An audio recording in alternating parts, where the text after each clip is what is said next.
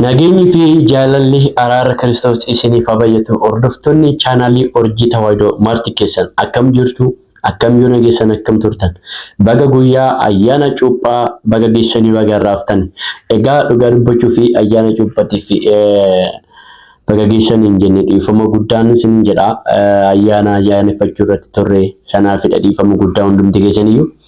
Kanaaf immoo guyyaa har'aa kana ana asitti argamnee fi ayyaanni cuuphaa darbee haala kamiin darbame mana amantaa Ortodoksii Tawaahidoo haala kamiin dabarsite wantoonni nama gammachiisan maalidha wantoonni immoo ta'uu hin qabne kana booda kan jedhu tokko ni ilaalla jechuudha obboleewwan keenya Waaqayyoon nu haa gargaaruti. Kanaaf hundumti keessaniyyuu maqaa Waaqayyootiin viidiyoo keenya akkuma argitanii jechuudha share gochuu hin dagatina. Akkasumas immoo warroonni nu ilaala turtan like godhuu hin dagatinaa isiniin jedha obboleewwan keenya. Egaa yeroo jalqabarraa kaasnu dhugaa Waaqayyoo gara gammachuutiin yoo ilaallu ayyaanni cuuphaa bara 2018 bifa ajaa'iba ta'een darbe jechuudha akka mana amantaa Ortodoksii Tawaahidoo Itoophiyaatti jechuudha. Guutummaatti jechuudha guutummaa biyyaatti bifa baay'ee das nama jedhuun keessattuu naannoo Oromiyaa keessatti dhugaa dubbachuu fi naannoo nuti keessa jirru magaalaa Bishooftuu keessatti bifa ho'aadhaan kan darbedha. Garuu yommuu asirra immoo wantoonni sirreeffamuu qabanis ni jiru. Wantoonni immoo kana caala cimuu qabanis ni jiru. Sana waliin kaasnee ni ilaalla jechuudha obboleewwan keenya guyyaarraa. Inni jalqaba maalidha yoo jenne tajaajila irratti guyyaa ayyaanichaa jechuudha. Ayyaana sanarratti waldaan duuka bu'ootaa fi ijoolleen afaan Oromoo sirrittiin tokkummaan ta'anii tajaajila afaan Oromoo sirrittiin babal'isaa turan Bishooftuu keessatti jechuudha. Baay'ee tokko kan nama gammachiisudha kuni. Waliigaltee guddaa ture. Gara mana sanbataatiinis ta'e gara waldootaatiin ayyaanis tokkummaadhaan akka bara kaanii sun taane barana sirrittiin nagaadhaan darbee jira. Waaqayyoof galannaa ta'u. Biyyoota kaanis Finfinnee yoo fudhanne Adaamaa yoo fudhanne akkasuma biyyoota sanas akka bareedaadhaan kan darbeedha odeeffannoo kan qabnu. Garuu yommuu wantoonni hin baramne tokko hin jira naannoo Oromiyaa keessa ta'e garuu naannoo gara Arsii kanatti wantoonni mul'achaa turan ni jira jechuudha Arsii baa keessa. Innis maalidha amantaa fakkeessanii aadaadhaan akka aadaa eenyummaa nama tokko kan calaqqisiisanidha. Kan argaa turre jechuudha sooshaal miidiyaa irratti jechuudha. Innis haala uffannaa mana kiristaanaa keenyaa jechuun hin deemne jechuudha. Warroonni Arsii baa keessatti keessattuu magaalaa Asallaa keessatti yeroo darbe uffanni abboonni keenya uffachiisanii obboleewwan keenya ayyaana kabachiisuu fi waan biraattidha kan ilaalamaa ture. Jechamas kan jiru jechuudha.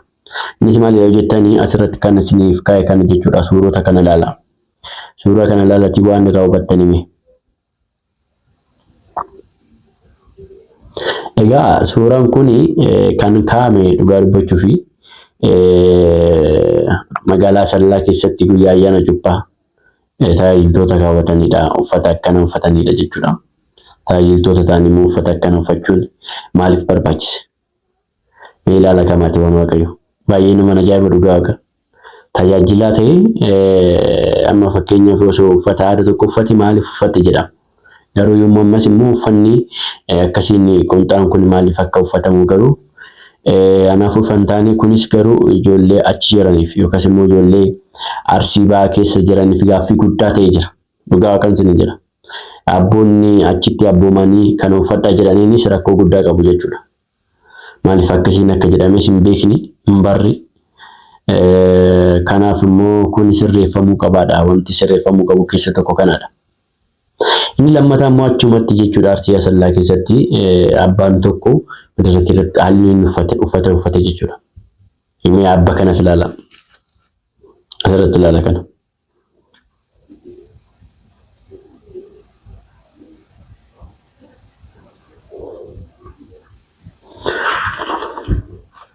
Egaa akkuma argitan jechuudha suuraa kanarratti madarakii irra taa'anii uffannaan kun baay'ee mana kiristaanaa keenya keessa hin jiru dhugaa dubbachuuf isuma dhugaa dubbanna yoo ta'e fuula keenya kan uffannadhaa jedhu hin jiru.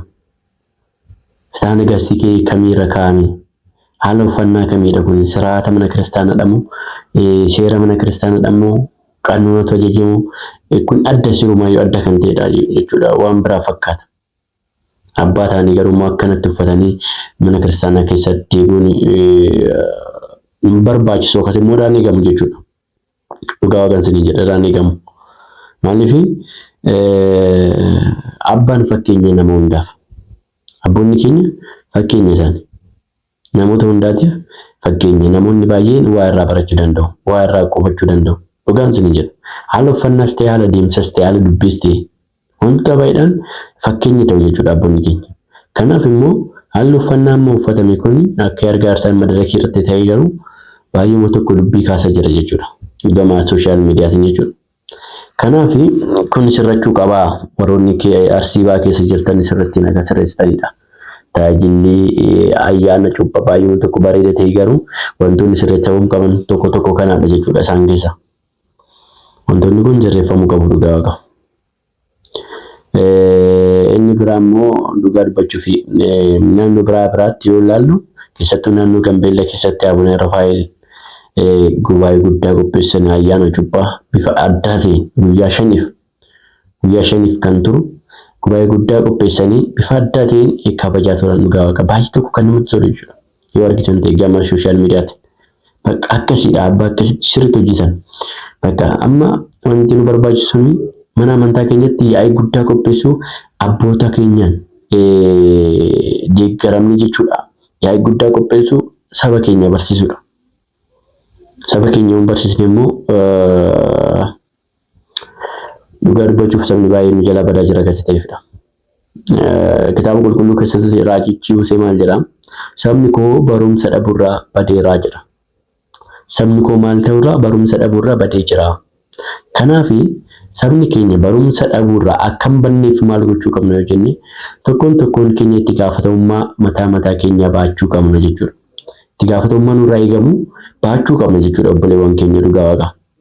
Inni biraa immoo dhugaa dubbachuuf tajaajilli ayyaana cuuphaa baay'ee tokko das nama jira. Baay'ee namatti tola. Baay'ee itti gammannee jirra waaqayyoof galannaa ta'u kan barana nu ga'e bara gareen nu haa ga'u jecha. Gama hojii keenyatti yoo dhufne immoo poodkaastii eegallee turre hin beektu.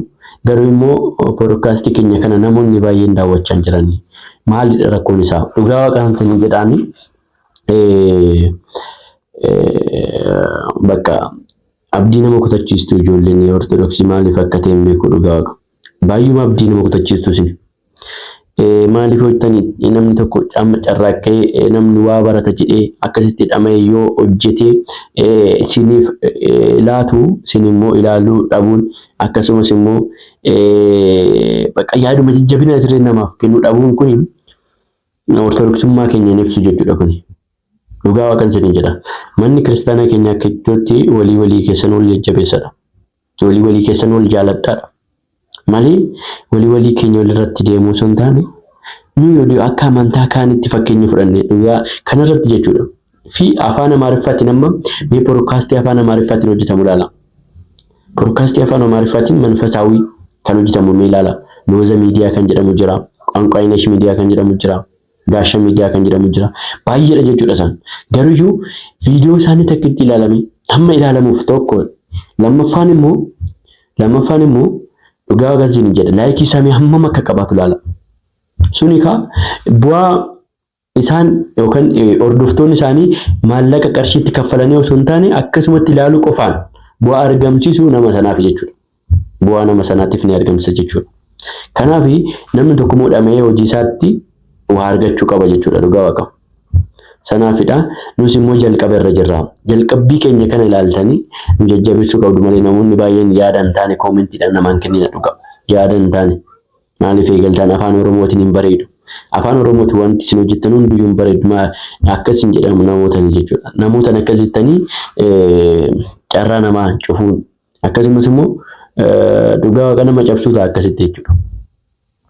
Amma gizee poodkaastii kana eegallutti namoonni baay'ee jechaa turan. Kanaaf meeshaan guutuun qabdanii kwaalitiin qabdanii baay'ee jechaa jedhamaa turre garuu wanti suutaadha malee wanti tokko yeroo guutuudhaan wanta guutuudhaan taasifamu suutaadhaan awwaataadhaan kan taasifamu dhugaa kan isin jira. Ani amma gama kootiin dhugaa yoo dubbanne ta'e kaameraan nuti bilbilaan kan qarafachaa jiru. Dhugaadhaa podcast ta'e tanan guutuu ta'uu qaba garuu immoo faayinaansiin yookaan immoo maallaqni waan nu barbaachisuuf isaafis immoo gahaa taanee miti jechuudha. Sanaafi kanumaan illee nu deeggarame hundumti keessaniyyuu wanti gochuu qabdanii viidiyoo keenya argitanii yeroo nu dhugaan isin jira podcast keessatti namoota beekamoo baay'ee affeerree baay'ee afur ol affeerree jirra.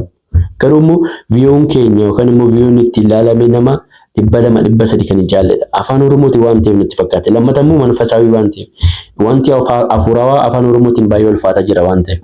Keessattuu kan Ortodoksii jechuudha. Kana amantaa biraa dhiisa. Amantaa biraa baay'ee tokko bakka dhugaa vaayiraalii baaf amantaa biraa jechuudha. Garuu Ortodoksii afaan Oromoo keessatti hanqina guddaa qabna nuti. Namoota kaanidha kan jajjabeessu. Mee ijoollee afaan Amaariffaa ilaala dhugaa akka tol jajjabeessan. Miidiyaan isaanii akkatti guddatu. YouTube isaanii akkatti guddisan argitanii. Akkatti koppiliingi godhan, akkatti sheer godhan. Kanaaf kun nurraa eegama jechuudha. Yoo nuti ol jabeeffanne sirriitti jajjabina yoo horanne miidiyaa yoo baay'ifanne jajjabinaan yoo qabaanne guyyaa rakkootiif nu ta'a. Dhugaa isin jedha guyyaa tokko nu fayyadata. Kanaafuu hundumti keessan akkas akka gootan isin jedha. Yoo nu balleesse immoo dhiifama. Warroonni yaada naa kaa'uu barbaadan immoo jalatti yaada keessan naa kaa'aa adaraan isin jedha dhugaa. Hordoftoonni keenya chaanaalii Urjii Tawaahidoo hundumti keessan yaadame koomentiidhaan haruma isinitti gama mee koomentiidhaan yaada naaf kaa'u. Yaada jiruu fi yaada jajjabina wanti nurraa eegamu wanti itti daballu soo jiraate jechuudha.